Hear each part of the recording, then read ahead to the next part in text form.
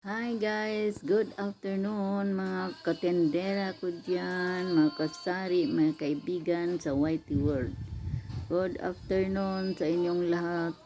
Nandito ako ngayon sa aming munting tindahan. Dito sa labas kayo guys kasi manguha tayo ng tambis kasi wala pang tumer. Mamaya pang hapon sila magdatingan ang mga customer ng aking tindahan. Then guys, sa labas sa tindahan kung maliit. Kuha tayo ng tambis. May bungang tambis guys. Matamis na tambis. Tambis na violet. Ang sarap ng tambis. Guys. Namunga siya. Ang daming bunga.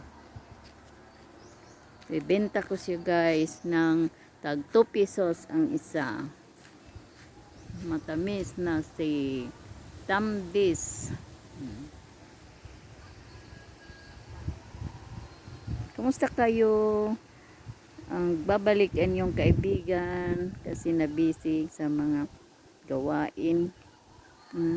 Nabisi sa munting sari-sari store.